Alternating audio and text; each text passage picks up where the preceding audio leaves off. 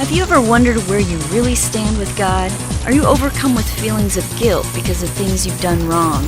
Are you tired of religion that focuses on rules that you can't keep? Have we got good news for you?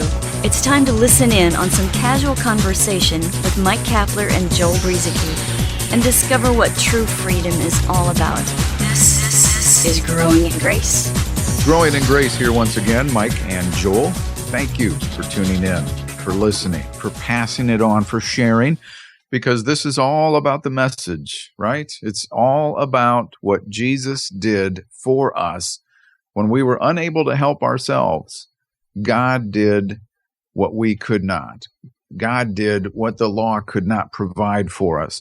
And this message of God's grace and love without condition continues thousands of years later. Sometimes some of that message gets lost and religion gets in the way.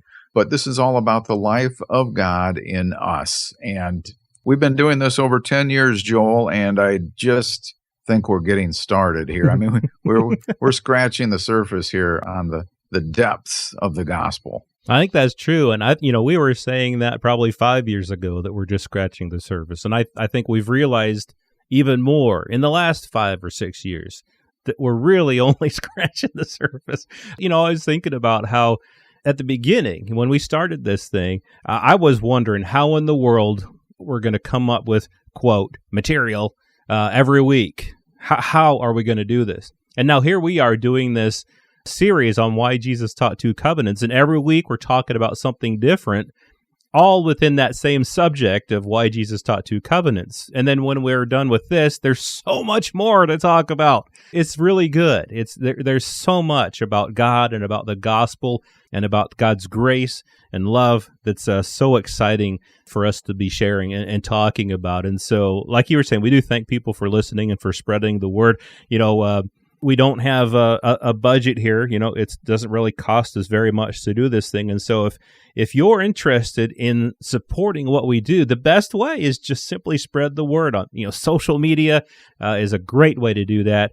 And of course, word of mouth, however you're able to do it, because we're not in this for anything else except what you were saying there, Cap, the message, this wonderful, awesome message of God's love and grace. It's really what it's all about. So thanks again for everyone who shares. Yeah, it's kind of refreshing, and I don't mean to say this to belittle other ministries out there, so I hope I'm not misunderstood here, but it's a little bit refreshing to be able to listen to something that communicates the gospel and isn't asking for money. Now, I know you've put some resources into this on your own, Joel, with the internet and the different things that are needed for websites to function and that kind of thing. But by and large, I mean, we're just here sharing a free gospel, and we just live lives, we work other jobs, and we communicate the gospel. And so it is possible, generally speaking, for ministry to be going forth without always having to be financially supported in a substantial way. So I don't know, there's something just a little bit refreshing about that. Having said that, we also understand that ministries and churches and such obviously need donations Yes. and giving and support monetarily and in other ways. I don't know what your calling is out there, you who are listening. I don't know what God's plan is for you. I'm not sure what your gifts and talents are, or what your desires are, but know this, that it doesn't always have to be the way everybody else is doing it. And so go forth, just live your life and allow God to live his life through you, really. I mean, no matter where you're at and what you're doing, ministry can happen to those around you and beyond. Yeah, and definitely we don't want to put down ministries. There are some wonderful ministries out there that are sharing the grace of God, and they are financially supported by people. And so everything that we're saying, we're not putting that down. In fact, I would even say, I wrote this down a few weeks ago. I was just scrambling through my notes and I found it, that if you want to support us financially, you can't do it because we're not accepting donations at this time. But there are other ministries out there that are preaching the grace of God, and they're doing it on a full-time basis, or at least much more of a basis than what we're doing. Give your money to them. There are worthy ministries out there. Andrew Farley, the Basic Gospel people, Ralph Harris. There are many that I could name, and I don't mean to leave anybody out, but I'm just saying that it's great to give and to support ministries, but it is, like you were saying, Cap, refreshing when it's just freely available for people like what we do. Well, we've gone on long enough with this stuff, and it's all good, but for several weeks here on the podcast, we've talked about some of the harsh teachings of Jesus and how they were actually, this is what we've come to, is that they were Jesus's words to the Jews who were under the law, showing them that even though they think that because they have the law, they're righteous, they're really not righteous. They can't do it. We gave many, many reasons for that. And so we have Jesus saying things like, a couple weeks ago, take up your cross. You have to carry your own cross. We've talked about how Jesus said to chop off your hand, cut out your eye. If you want to be my disciple, you have to do this. There's no place to lay my head. You have to follow me, and you have to hate your father and your mother. All these things, these harsh teachings of Jesus, take up your cross. What a hard thing that is to do. I mean, you have to literally be willing to die. And then we come to something like this. Just contrast all of those harsh teachings of Jesus with Jesus saying this. Matthew 11, verse 28. Come to me, all you who labor and are heavy laden, and I will... Now, if you listen to everything else he said, you would be expecting him to say, I will make you take up your cross. I will make you hate your father and your mother. I will make you do all these things. But Jesus says, if you labor and are heavy laden, come to me and I will give you rest. He says, take my yoke upon you and learn from me, for I am gentle and lowly in heart, and you will find rest for your souls. You will find rest for your souls. For my yoke is easy, and my burden is light. So check out those words. Take my yoke upon you. It's a light burden. It's an easy yoke. Contrast that with take up your cross daily and follow me. Contrast that with all those harsh sayings that he had. Now, Cap, you were saying something before we recorded. Does Jesus have a split personality? He's saying all these hard things that people have to do on the one hand, and then he says, my yoke is easy, my burden is light. Is he schizophrenic? Why does he have all these contradictions?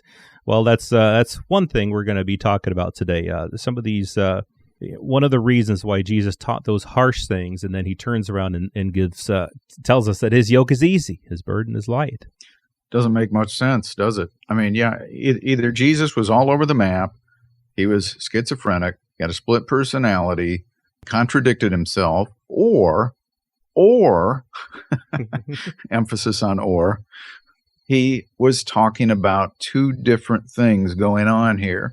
An old ministry that was disappearing and getting ready to fade away, the law under the old covenant, and something new that was yet to come that was not in place yet because he, the testator, had not died yet. We'll probably talk more about that in future podcasts. But so the new covenant not having begun yet, but it's coming. And Jesus would sometimes allude to it in his ministry and his teachings. Although as we've talked about, much of what Jesus, not all, but much of what Jesus taught was meant specifically for Israel, who were under the first covenant. We Gentiles were not under that covenant. We were excluded from it. And notice, too, with what you just said, Joel, this contrast of carry your cross, that was 2 programs ago. If you're looking for it at growingingrace.org, so you can get caught up with us here on what we're talking about.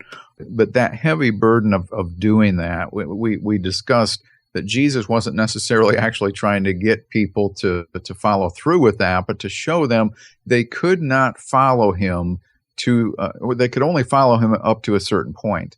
And when Jesus said things like, nobody can be my disciple unless he sells everything and gives it away.